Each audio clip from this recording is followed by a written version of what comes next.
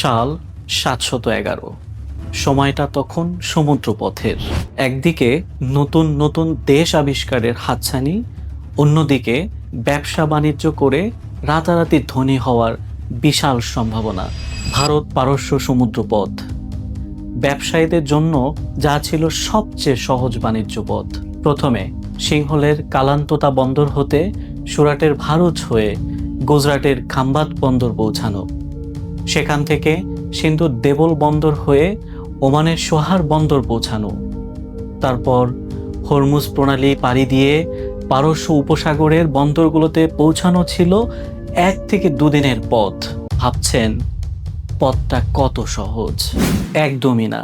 তৎকালীন বিশ্বের সবচেয়ে ব্যস্ত এই বাণিজ্য পথের আনাচে কানাচে ওত পেতে থাকত অসংখ্য জলদস্যু। 8টি বাণিজ্য জাহাজ এগিয়ে চলছে।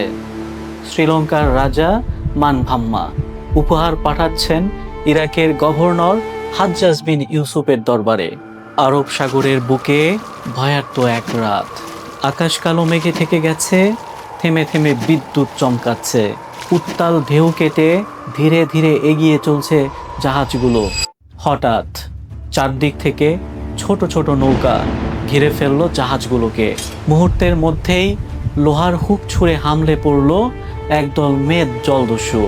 শুরু হলো রক্তাক্ত সংঘর্ষ। আরব নাবিকরা শেষ মুহূর্ত পর্যন্ত লড়াই চালিয়ে যায়। সংখ্যায় তারা ছিল অনেক কম। এক এক করে সবাইকে হত্যা করে সমুদ্রে ফেলে দেওয়া হলো। নিস্তব্ধ হয়ে গেল জাহাজ। দস্যুরা হাসতে হাসতে নিচে নামলো।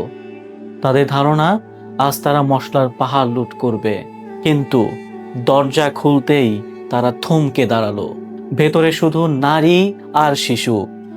দেবলের কুখ্যাত দাসবাজারে যার দাম মশলার চেয়ে 1.5 বেশি। হাত পা আর গলায় রশি বেঁধে নারী ও শিশুদের তুলে দেওয়া হলো দস্যু নৌকায়। শুরু হলো দেবল বন্দরের পথে এক নির্মম যাত্রা। তামাশা দেখার লোভে চারপাশে জড়ো হলো একদল অমানুষ।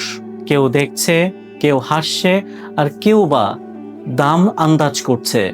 ঠিক তখনই কাঁদতে কাঁদতে হাঁটতে থাকা এক নারী নিঃশব্দে হাত থেকে ফেলে দিলেন একটি রুমাল। ধুলিমলিন মাটিতে লুটিয়ে পড়ল সেটি। দেবল থেকে পারস্যের পথে ফিরছিলেন এক আরব নাবিক। নির্মম সেই দৃশ্য দেখে তার মন ভারাক্রান্ত হয়ে উঠল। হঠাৎ তার চোখে পড়ল রুমালটি।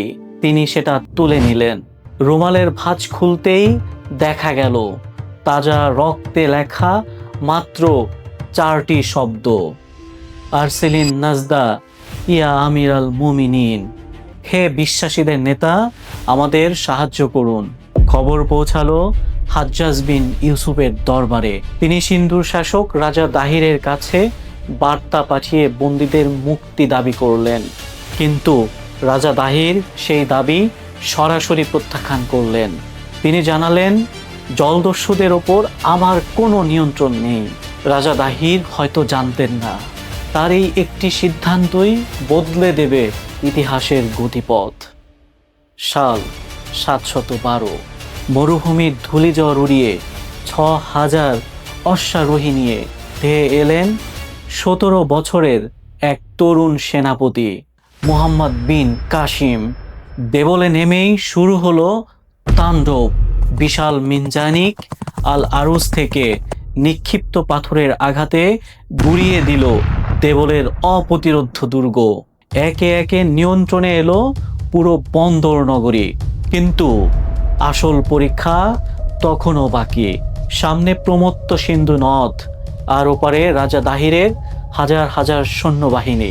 মুহাম্মদ বিন কাসিম দিলেন এক সাহসী সিদ্ধান্ত।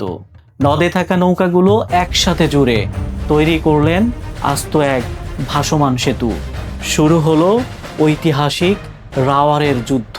30,000 সৈন্য আর শত শত উন্মত্ত হাতি নিয়ে তাণ্ডব চালাচ্ছিলেন রাজা দাহির। হাতির পায়ের নিচে পিষে যাচ্ছিল উমাইয়া বাহিনী। পরিস্থিতি কাসিমের হাতের বাইরে চলে যাচ্ছিল। ঠিক সেই মুহূর্তে কাসিম আঁকলেন তার মাস্টার স্ট্রোক। নিক্ষেপ করা হলো তেলে ভেজানো জ্বলন্ত অগ্নিবাণ।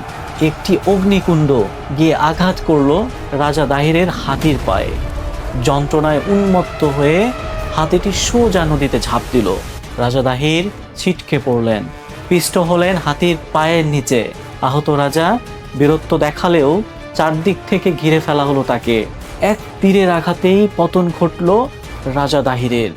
রাজার এমন পতন দেখে দাহিরের বাহিনীতে আতঙ্ক ছড়িয়ে পড়ল। দাহিরের পতনের পর পুরো সিন্ধু ও মুলতান চলে এলো 17 বছরের এই বীর সেনাপতির দখলে।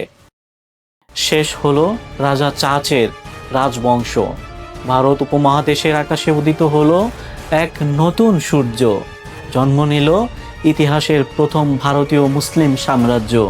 ব্রাহ্মণাবাদ বদলে শহরের নতুন নাম দেওয়া হলো বিজয়ের শহর, মুনসুরাবাদ। এই অভিযানকে ঘিরেই শুরু হলো শতাব্দীব্যাপী রাজনৈতিক, সাংস্কৃতিক আর ধর্মীয় পরিবর্তনের এক নতুন যাত্রা। লেখা হলো এক অনন্য উপাখ্যান, দুর্বার। কি হয়েছিল সেই আহত নারী ও শিশুদের? ইতিহাসের পাতায় লুকিয়ে থাকা পুরো ঘটনা জানতে পড়তে ভুলবেন না সত্যায়নের দুর্বার।